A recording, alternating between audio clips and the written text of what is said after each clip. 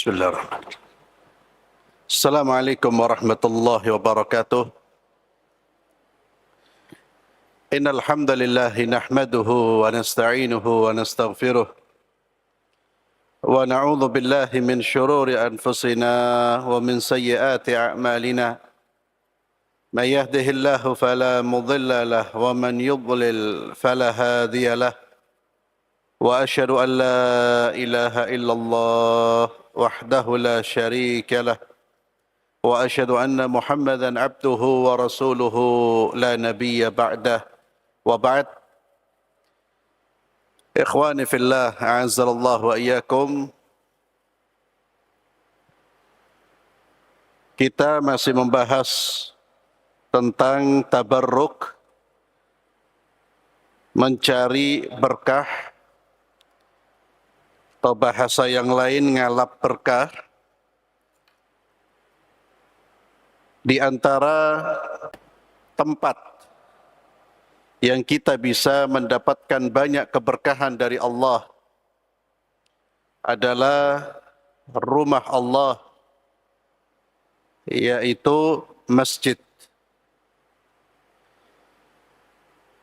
Masjid merupakan tempat yang paling dicintai oleh Allah.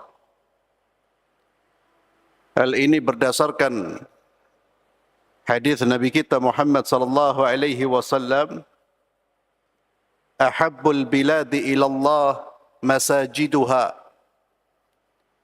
Tempat yang paling dicintai oleh Allah adalah masjid. Tempat di atas bumi ini yang paling dicintai oleh Allah adalah masjid.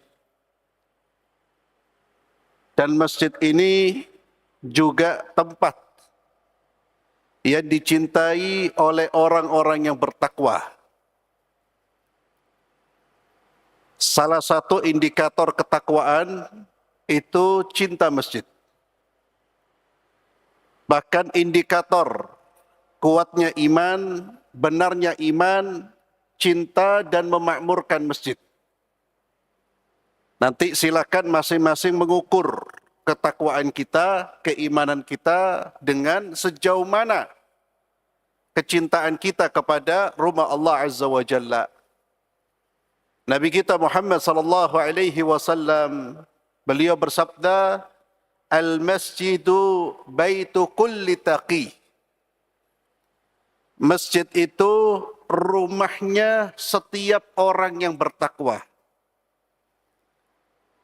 Ini hadis yang juga bisa kita jadikan tolok ukur ketakwaan kita, ketakwaan hati kita. Apakah kita ini menjadikan masjid sebagai rumah kedua kita? Karena Nabi SAW bersabda, al-masjidu baitu kulli taqi. Masjid itu rumahnya setiap orang yang bertakwa.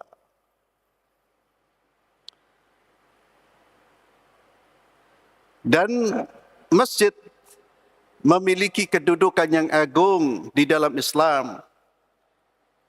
Bangunan yang sangat diperhatikan oleh baginda Muhammad sallallahu alaihi wasallam. Kita bisa melihat ketika Nabi kita Muhammad sallallahu alaihi wasallam singgah di perkampungan Bani Amr bin Auf di Kuba. Di saat beliau hijrah, Nabi membangun masjid pertama di Madinah, yaitu Masjid Kuba, yang menjadi masjid umum pertama kali untuk kaum muslimin. Kemudian ketika Nabi SAW melanjutkan perjalanannya ke jantung Madinah, beliau pun membangun masjid. Mencari tanah, kemudian membangun masjid yang dikenal dengan Masjid Nabawi.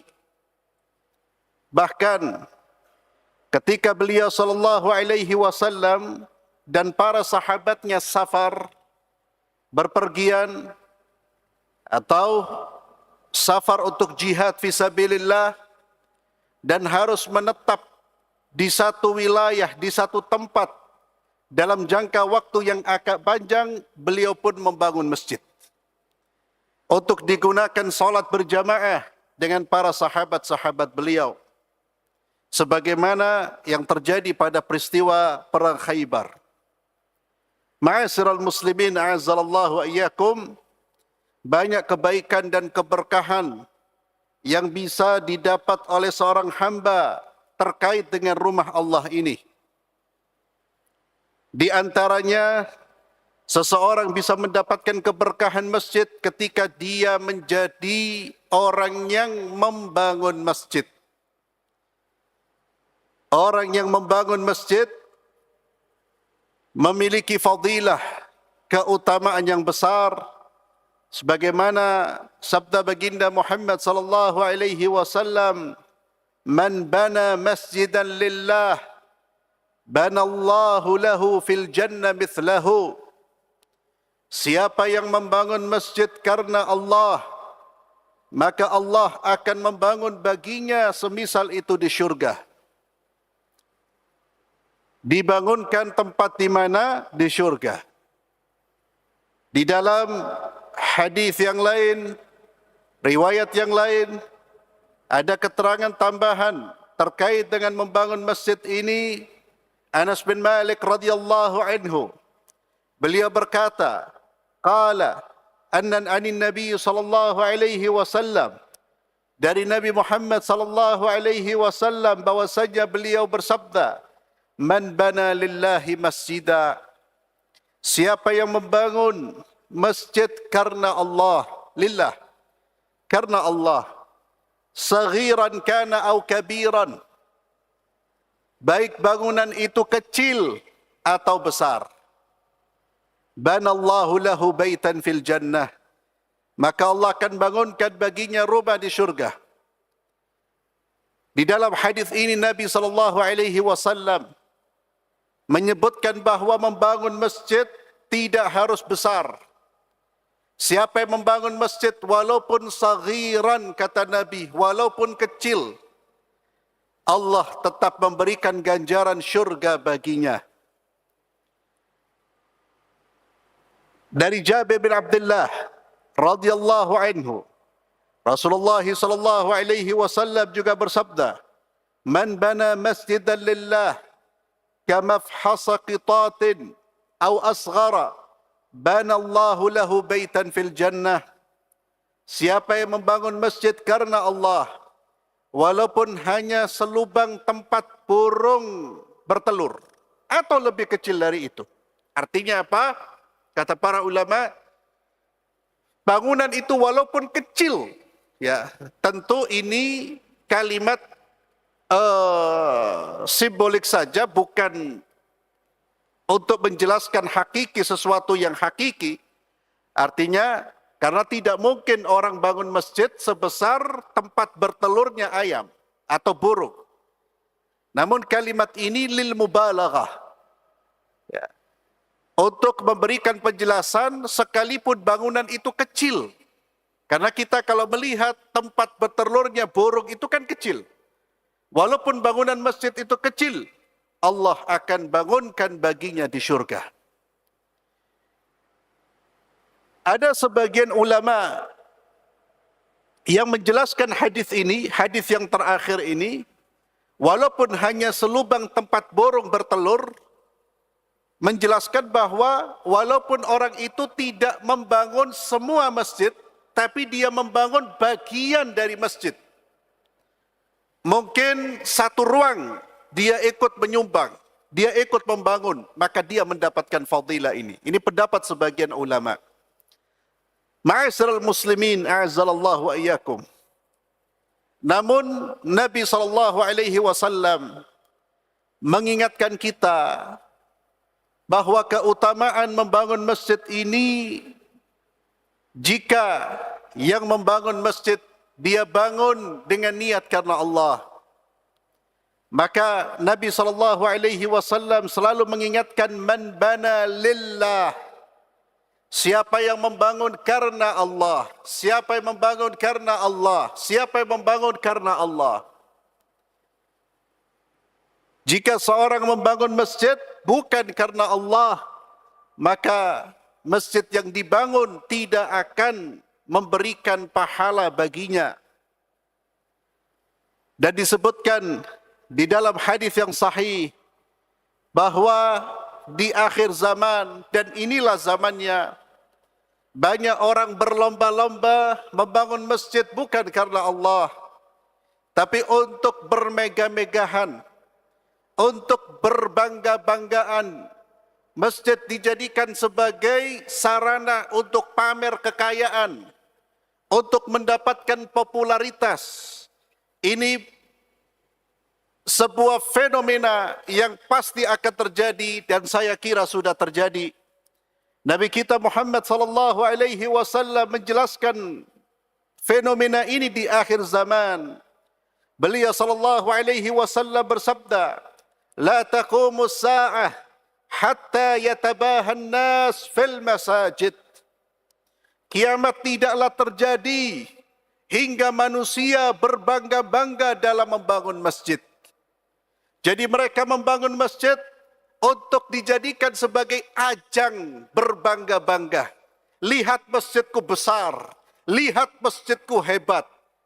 Tetangganya tidak mau kalah, membangun masjid yang lebih hebat dari itu. Lalu dia katakan, lihat masjidku, itu yatabaha. Ini peringatan dari baginda Muhammad sallallahu alaihi wasallam yang mengingatkan kita, bagi orang-orang yang punya harta dan ingin membangun masjid atau sudah membangun masjid, maka perhatikan niat. Perhatikan niat. Membangun masjid merupakan ibadah yang sangat besar fadilahnya. Namun jika salah niat, maka itu akan menjadi musibah dan bencana bagi orang yang membangun tersebut. Innamal a'malu binniyat wa innamal likulli imri'in ma nawa. Hati-hati dengan tabahi, dengan yatabaha. Demikian pula ma'asyiral muslimin rahimakumullah. Kita pun yang diberi amanah oleh Allah untuk memakmurkan rumah Allah, untuk menjadi pengurus masjid, untuk menjadi orang-orang yang diberi amanah mengelola rumah-rumah Allah, maka jadikan masjid sebagai sarana untuk menambah ilmu, iman dan ketakwaan bagi masyarakat.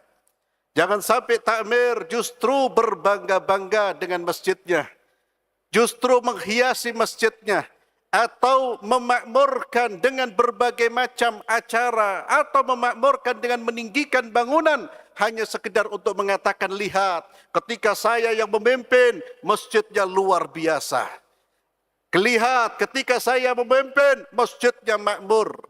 Hati-hati dengan niat. Niat ini selalu kita koreksi, selalu kita evaluasi, selalu kita perhatikan, karena niat ini menentukan amal kita diterima atau tidak diterima oleh Allah Subhanahu wa taala. Maka ketika kita diberi kemuliaan oleh Allah dengan menjadi orang-orang yang dekat dengan masjid, orang yang bisa membangun masjid, orang yang bisa memakmurkan masjid, maka jangan rusak amanah dari Allah atau kemuliaan ini dengan niat-niat yang salah. Ma'asyiral muslimin a'azzallahu wa iyyakum. Itu keutamaan orang yang membangun masjid. Dan membangun masjid yang mendapatkan fadilah bagi pelakunya, bagi orang yang membangun, mereka-mereka yang membangun masjid dengan harta yang halal. Niatnya karena Allah, hartanya halal.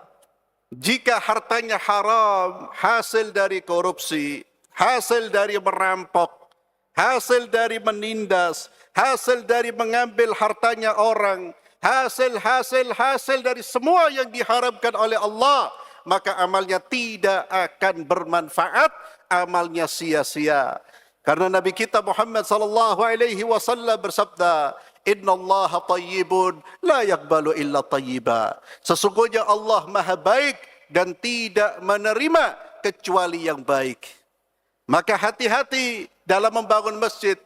Jangan merasa kalau kita membangun masjid dengan harta yang haram, lalu harta tersebut menjadi halal karena kita gunakan untuk kebaikan.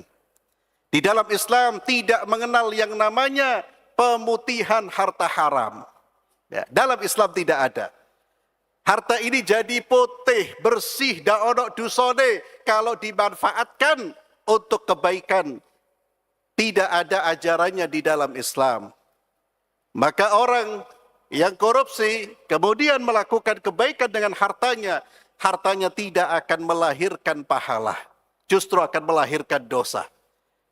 Dulu ada kasus korupsi pejabat, ternyata sebagian hartanya disalurkan untuk kebaikan, Pak. Beli hewan-hewan ternak, hewan-hewan kurban. Ya. Maka harta yang halal itulah harta yang bisa menjadikan amal-amal kita diterima oleh Allah Subhanahu wa ta'ala. Jangan membangun masjid juga dengan hartanya orang lain. Dengan harta yang bukan milik kita, maka Allah akan melemparkan amal itu ke wajah kita. Karena Allah Azza wa Jalla tidak ridha jika kita mengambil haknya orang, mengambil hartanya orang, apalagi dibungkus dengan bungkusan agama. Dibungkus dengan bungkusan ibadah sehingga terlihat baik, padahal dia sedang melakukan kezaliman kepada Allah dan kepada makhluk Allah Subhanahu wa ta'ala. Maka bangun masjid dengan harta yang halal dan niatkan karena Allah. Oleh karena itu ikhwani fillah, jika tidak ada keperluan, tidak ada kebutuhan, orang yang membangun masjid itu tidak perlu dibuatkan prasasti, ya, prasasti. Ditempelkan namanya, masjid ini dibangun oleh si fulan. Hati-hati ma'asyiral muslim. Kita tidak mengatakan orang yang melakukan itu riya, tidak boleh. Tidak boleh. Karena ingat, ikhlas, riya, pamer itu urusan yang bersangkutan dengan Allah. Ikhlas itu tempatnya di hati, pamer juga di hati. Orang mungkin menampakkan amalnya, belum tentu niatnya pamer. Namun, potensi orang yang mempublikasikan, orang yang menunjukkan, menonjolkan amal kebaikannya, potensi riyaknya lebih besar. Apalagi sampai namanya dicatat. Eman. Padahal kita mendapatkan anugerah yang besar dari Allah. Kita rusak hanya karena ingin mendapatkan kedudukan di sisi manusia. Kemudian ikhwani fillah, masjid rumah Allah bisa kita raih keberkahannya dengan berjalan menuju rumah Allah. Berjalan ke masjid untuk ibadah kepada Allah Azza wa Jalla. Nabi kita Muhammad sallallahu alaihi wasallam, beliau bersabda, "Man tatahhara في بيته ثم مشى إلى بيت من بيوت الله ليقضي فريضة من فرائض الله كان خطواته إحداهما تحط خطيئة والأخرى ترفع درجة." Abu Hurairah radhiyallahu anhu, beliau berkata bahwa Rasulullah sallallahu alaihi wasallam bersabda, barang siapa bersuci dari rumahnya, maka perhatikan keutamaan ini dan bagaimana kita meraih keutamaan ini. Di dalam hadis ini, keutamaan ini didapatkan bagi yang bersuci dari rumahnya. Maka usahakan ikhwani fillah, jika ke masjid, usahakan kalau kita mampu, kita bisa berwuduk dari rumah. Kalau bisa. Ya.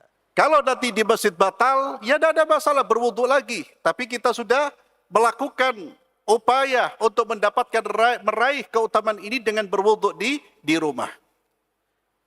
Terkadang muncul pertanyaan yang sebetulnya tidak perlu ditanyakan. Kalau saya sedang tidak di rumah Ustaz, dari kantor, ya dari kantor, ya ada apa-apa. Maksud dari rumah itu dari tempat Anda pergi menuju masjid. Tidak harus kemudian dari rumah itu betul-betul Anda berangkat dari rumah Anda. Kalau rumah Anda di Malang, apa harus pulang dulu dapat fadilah ini? Ya tidak. Ya, jadi pertanyaan-pertanyaan itu seperti itu. Kadang muncul. Ya. Biasanya orang senang bertanya hal-hal yang sebetulnya tidak perlu ditanyakan. Kalau dari tempat bola gimana Ustadz? Loh. Ya. Padahal hadis ini berbicara intinya Anda berangkat dari tempat Anda menuju masjid. Bersuci dulu, tatahara. Dan berwudu. Di dalam hadis juga disebutkan di dalam riwayat yang lain, berwudu yang bagaimana? Fa'ahsanal wudu. Berwudu dengan wudu yang terbaik. Bagaimana wudu yang terbaik itu?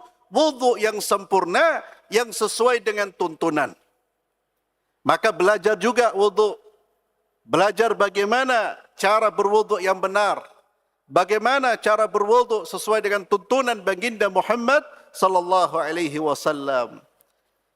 Man tatahhara fi baitihi, siapa yang bersuci dari rumahnya, thumma masya ila baiti min buyutillah. Kemudian dia berjalan menuju salah satu rumah dari rumah-rumah Allah. Untuk apa? Untuk melaksanakan kewajiban yang Allah tetapkan. Untuk melaksanakan salat. Maka kedua langkahnya, yang satu menghapus kesalahan dan satunya lagi meninggikan derajat. Langkah kita meninggikan derajat di sisi Allah. Satu langkah lagi menghapuskan dosa kita. Kalau ada 100 langkah, 100 dosa dihapus. 100 derajat ditinggikan kita di sisi Allah. Dan ingat ma'asyiral muslimin, syurga itu bertingkat-tingkat. Dan posisi orang beriman di sisi Allah juga bertingkat-tingkat. Ada orang yang punya tingkatan yang paling tinggi sehingga dia paling dekat dengan Allah. Dan salah satu yang mendorong kita menuju posisi teratas adalah upaya kita, usaha kita untuk berjalan menuju rumah-rumah Allah. Ma'asyiral muslimin, kaki kita masih diberi kesehatan oleh Allah. Wallahi rugi besar. Kalau Anda diberi kekuatan berjalan oleh Allah, lalu tidak digunakan untuk berangkat menuju rumah Allah untuk 5 waktu. Kapan Anda merasakan rugi itu? Kalau sudah sakit atau mati. Manusia itu sedang tidur. Sekarang ini kita banyak orang-orang yang tidur. Tidur tidak sadar, Pak. Kalau mati baru dia sadar. Dia sadar bahwa selama ini dia telah menyia-nyiakan berbagai macam sarana untuk mendekatkan diri kepada Allah. Luar biasa berjalan menuju masjid, ma'asyiral muslimin. Demikian pula Nabi SAW bersabda, "Basyiril masya'ina fid dhulam." Kata Nabi SAW, berilah kabar gembira kepada siapa ya Rasulullah? Al-masya'in, orang-orang yang berjalan menuju rumah-rumah Allah di saat malam. Di saat suasana gelap. Dia keluar dari rumahnya di saat suasana gelap. Salat maghrib, isya, subuh itu suasana masih gelap. Mereka-mereka yang keluar menuju rumah-rumah Allah. Beri kabar kepada mereka di hari kiamat Allah akan berikan cahaya yang sempurna. Cahaya inilah ma'asyiral muslimin yang akan diminta oleh orang-orang munafik. Ketika Allah memberikan cahaya di hari kiamat. Sehingga mereka jelas melewati sirat. Sehingga mereka jelas ketika berjalan di akhirat. Orang-orang munafik diredupkan cahayanya oleh Allah. Lalu mereka meminta kepada orang-orang mukmin, berikan cahaya itu kepada kami. Apakah permintaan mereka diterima? Apakah penyesalan pada hari itu bermanfaat bagi mereka? Tidak, Pak. Karena ketika kita berpindah dari alam dunia menuju akhirat, selesai amal-amal kita. Selesai urusan amal. Yang ada hanya perhitungan. Yang ada hanya hisab, yang ada hanya kegembiraan orang-orang beriman, kesedihan dan penyesalan orang-orang yang tidak beriman. Jangan menyesal ma'asyiral muslimin di akhirat kelak. Bangunkan anak-anak kita untuk berangkat menuju rumah-rumah Allah. Apalagi kita diberi kesehatan kaki oleh Allah. Sedih ma'asyiral muslimin ketika melihat kaum muslimin enggan untuk berjalan menuju rumah Allah. Tapi berjalan menuju tempat-tempat maksiat luar biasa cepatnya. Berjalan menuju tempat-tempat makan, luar biasa cepatnya. Berjalan menuju rumah Allah, kaki sakit. Ya. Kena duri, kakinya kesleo. Capek, pulang sekolah, pulang kuliah. Tapi kalau maksiat, merangkak mereka mau. Ma'asyiral muslimin, ini rumah Allah. Berjalan menuju rumah Allah itu adalah berkah, Pak. Keberkahan di mana? Allah akan berikan berbagai macam pahala. Allah tingkatkan, angkat derajat kita. Dan Allah hapus dosa-dosa kita.